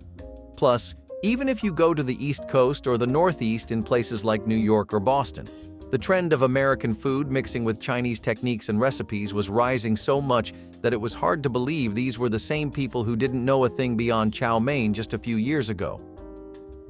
Indoor plumbing wasn't a guarantee in every home, and when there was no working toilet, a simple bucket had to do the job. It wasn't ideal, but it was better than trekking outside in the middle of the night, especially in winter. These makeshift toilets were often tucked away in a corner of the house, lined with whatever was available, newspaper, sawdust, or even scraps of fabric, to help manage the smell. If you were lucky, there was a lid. If not, well, you may do. Some families kept an old chair with a hole cut in the seat to create something resembling comfort. Others just got used to squatting. Emptying the bucket was a necessary but dreaded chore. It had to be dumped far enough away from the house to avoid any lingering reminders. Some families had a designated pit, while others took their chances with a nearby field. Either way, someone had to do it, and that person rarely volunteered. A real bathroom was a luxury, but when you had no other choice, the bucket was just another part of life. It was one of those things nobody liked to talk about, but if you grew up using one, you never forget the sound of an empty metal bucket being dragged across the floor. Exotic, crunchy, and once considered a delicacy, fried tarantulas had their moment in the 1960s, particularly in regions where food scarcity led to creative solutions. For communities where protein sources were limited, these sizable arachnids provided a readily available alternative. Their crispy texture and mild, slightly nutty flavor made them more palatable than one might expect. But despite their surprising popularity, fried tarantulas eventually found themselves on the wrong side of food safety regulations. The problem wasn't the spiders themselves, but how they were sourced and prepared. Unlike traditional livestock, tarantulas weren't raised under controlled conditions. They were often harvested straight from the wild, bringing the risk of contamination, parasites, and pesticide exposure. Without proper regulation, ensuring their safety for human consumption became a significant challenge. In time, government agencies stepped in, restricting the sale of wild-caught tarantulas for food. Concerns over disease transmission and the lack of standard processing methods led to widespread bans. While some enthusiasts still seek them out in niche markets, they are far from the common snack they once were. In homes where proper furniture was a luxury, milk crates became the next best thing. If you needed a chair, you flipped one over. If you needed a table, you stacked a few together. They weren't comfortable, but they worked, and that was all that mattered. These crates weren't designed for sitting, but that didn't stop anyone. If the edges were too sharp, an old towel or folded newspaper was thrown on top for cushioning. Wobbly? Just wedge a piece of cardboard underneath. If a crate cracked, you didn't throw it away, you reinforced it with whatever was handy and kept using it. For families without enough seating, guests quickly learned the unspoken rule: first come, first served.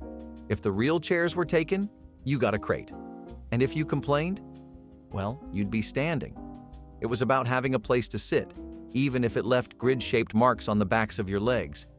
Milk crates weren't just makeshift seats. They were bookshelves, step stools, and storage units all in one. They did their job, lasted forever, and never cost a dime. In a household where every dollar mattered, that was more valuable than any fancy chair money could buy. Since this is the decade of casseroles, it would be pretty disrespectful if we didn't talk about one of the most influential ones ever. Savory bread pudding was a casserole entirely made out of eggs, milk, cream, and bread. You might be thinking how something like this could ever be called a casserole, since it sounds like downright blasphemy, but hold your horses. It was a typical 1960s meal in lots of places, specifically rural ones. If you ever had a bad case of stale bread and leftover milk and cream, or if you just wanted a nice dessert with a comforting consistency, then you'd definitely go for this.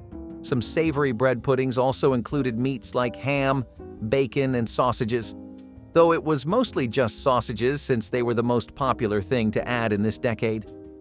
The draw of this dish would be how it had a crispy exterior, but a very soft, almost porridge-like core that would make digging into it a delight for your senses. Some people would go the vegan route and add all kinds of vegetables like green onions and spinach. Even green peas were popular.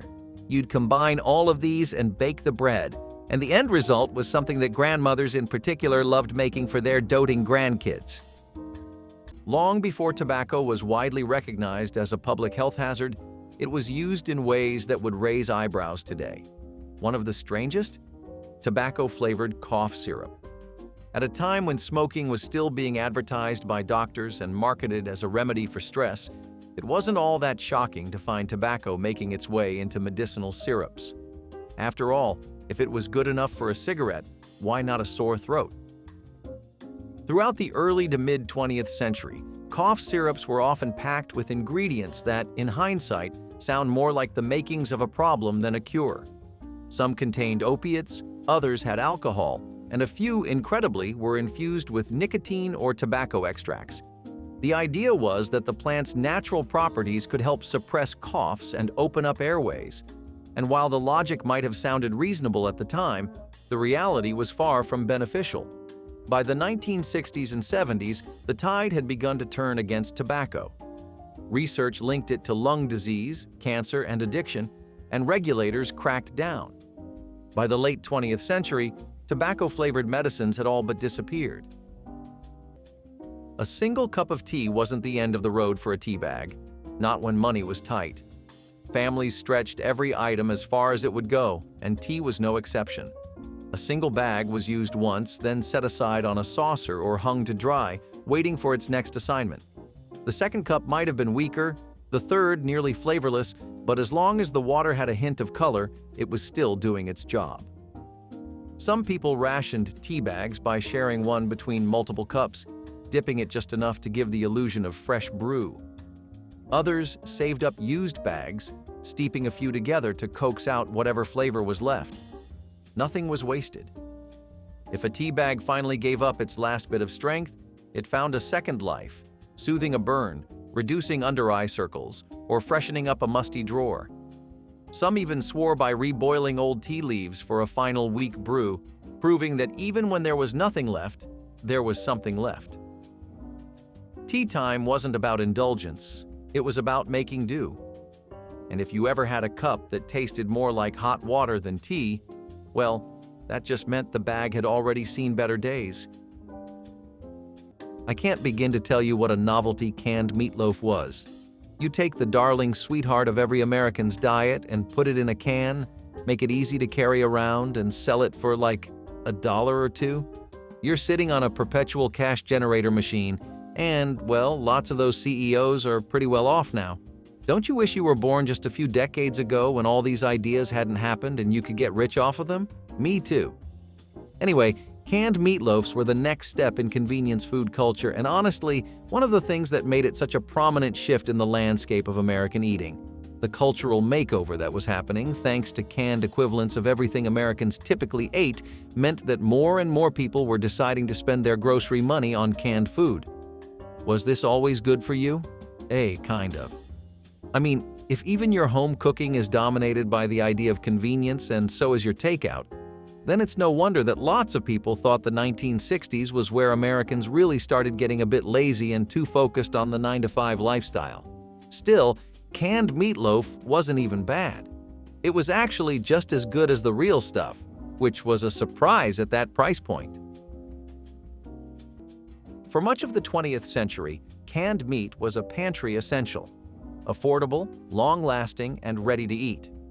But hidden among the more familiar varieties was an ingredient that many consumers didn't realize they were eating: horse meat. While still consumed in some cultures today, its presence in canned foods was far more common in the past, especially in the 1960s, when it was used as a cheap filler in everything from stews to luncheon meat. At the time, labeling laws weren't as strict, and manufacturers weren't always transparent about what went into their products. If the can simply said beef or meat, there was no guarantee it wasn't something else. Horse meat was lean, high in protein, and, most importantly, cheaper than traditional livestock, making it an attractive option for food producers. And while it wasn't inherently unsafe to eat, the real problem came from contamination risks and unethical sourcing. As food safety regulations improved, so did scrutiny over meat processing. By the late 20th century, horse meat and canned goods became highly regulated or outright banned in many countries, including the US. America was going through more than one renovation when it came to its taste buds, and Chinese food making its own personal, long-lasting mark on the whole scene was one of them. Chow mein pie, for example, was a part of both trends. The casserole craze that had enveloped the entire country, as well as the need to explore foreign cuisines from other countries, typically from the global South and Eastern Europe.